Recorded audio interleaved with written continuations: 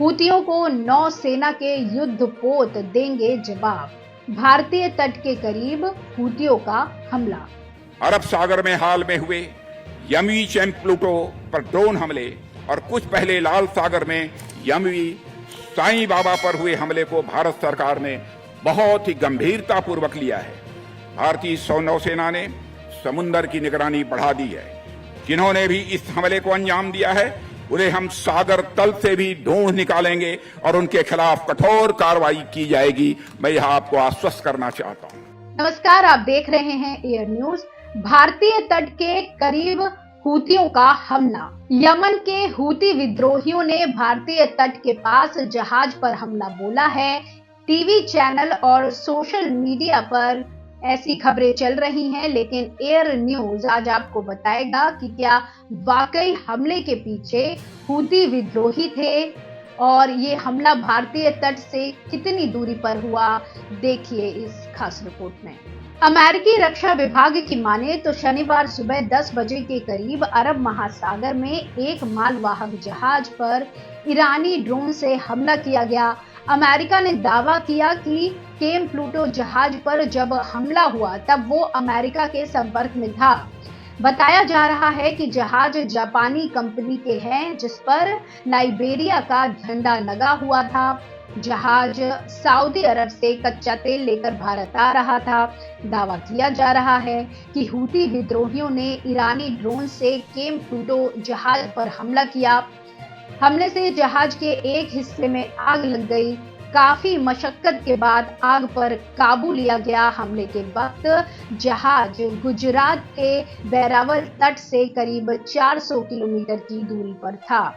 जहाज पर हमले की जानकारी सबसे पहले ब्रिटेन के मैरीटाइम ट्रेड ऑपरेशन संगठन ने दी थी। ये संगठन समुद्र में हुई गतिविधियों पर नजर रखता है। पिछले काफी दिनों से हूती विद्रोही लाल सागर में जहाजों को निशाना बना रहे हैं। हूती विद्रोही पहले ही धमकी दी थी कि इजराइल से संबंध रखने वाले जहाजों को वो निशाना बनाएंगे। इजराइल और हमास के बीच युद्ध जारी है। हूती हमास का समर्थन कर रहे हैं। हूती ने अमेरिका और इजराइल दोनों को हमले की धमकी दी थी। इसी के बाद हूती विद्रोही लाल सागर में जहाजों को निशाना बना रहे हैं। ये पहली बार है कि हूती विद्रोहियों ने अरब सागर में किसी जहाज को निशाना बनाया है। जहाज पर हमले की जानकारी के बाद भारतीय नौसेना पूरी तरह से एक्शन में आ गई है। नौसेना ने सबसे पहले एक सर्विलांस हेलीकॉप्टर को मालवाहक जहाज के पास भेजा।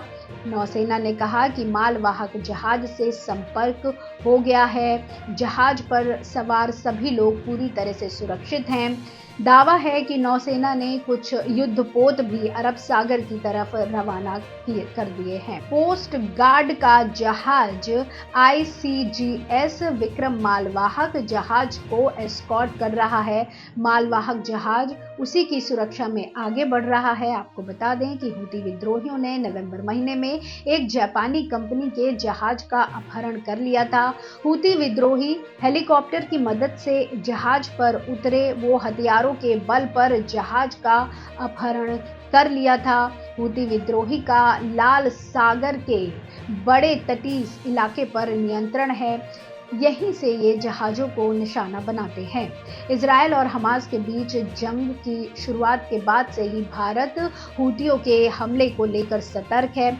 नौसेना ने अदन की खाड़ी में मिसाइलों से लैस 2 डिस्ट्रॉयर तैनात किए हैं। पूरे इलाके में भारतीय जहाजों की सुरक्षा के लिए सख्त कदम उठाए हैं। अमेरिका ने हूती विद्रोहियों के बढ़ते हमलों को लेकर 20 देशों के साथ मिलकर मैरीटाइम फोर्स बनाई है ताकि हूती विद्रोहियों को जोरदार जवाब दिया जा सके। हूती यमन के हथियारबंद विद्रोही हैं। ये अल्पसंख्यक शिया समुदाय का एक समूह है।